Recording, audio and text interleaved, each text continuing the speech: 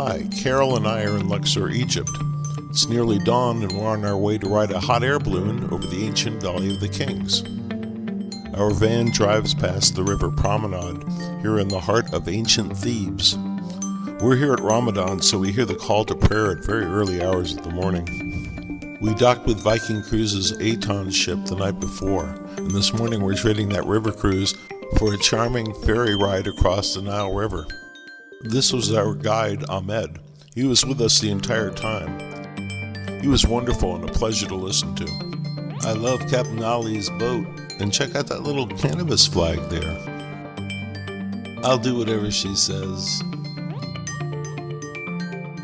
So there isn't a bridge nearby in Luxor, so the way across is via wooden ferry. And that's how people have been doing it for centuries.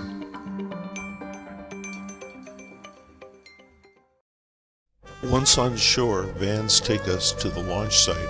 Here we are passing the amazing colossi of Memnon. Behind them is the Valley of the Queens, and to the right is the Valley of the Kings. And we arrive at the launch site. There's something beautifully chaotic about a field full of half-inflated balloons before dawn. We're standing in the shadows of the Valley of the Kings, where Egypt's greatest rulers prepared for eternity. Ramses, Seti, and yes, in the Tutankhamun. They're all buried just a stone's throw away from where our basket was being prepped. Carol and I were one of about 60 balloons that floated up that morning, and they do that daily.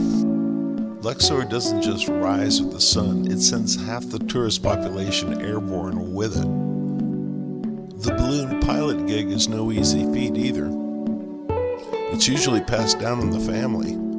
There is no steering wheel in a balloon. It's the pilot's ability to understand micro wind climates and his burner controls. Let me tell you something. Climbing into a wicker basket before sunrise feels a little like getting into a laundry hamper and hoping for the best. But then the burners fire up, the ropes loosen, and you start to rise.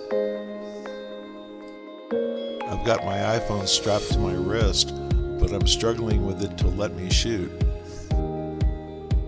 So we were airborne, just after dawn. I looked down at the Nile Valley and thought, wow, this is definitely not how I pictured starting the day. Everything below looked calm, ancient, and kind of unreal. The sunrise was amazing. To see all the other balloons beside us was something else. Never seen anything like that. I think it only happens one other place in the world.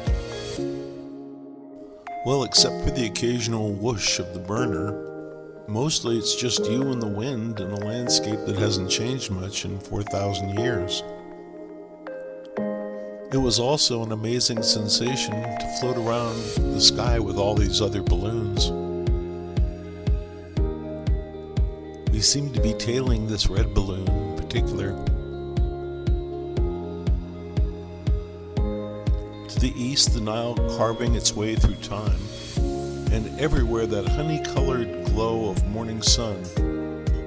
This is the Temple of Ramesseum III. We were now floating over the temples of Hatshepsut and the tombs of the nobles. Here were the entries to the tombs of the Valley of the Kings. They've only been ballooning over Luxor since the 1980s. Some British pilot had the idea to drift over tombs instead of just walking to see them. Now it's one of the most surreal ways to see Egypt, and by far the most popular. That temple with the massive carved figure on the front, that's Medinet Habu, which is Ramses III mortuary temple. We're just drifting weightless above the past and present. Eventually, even magic has to land.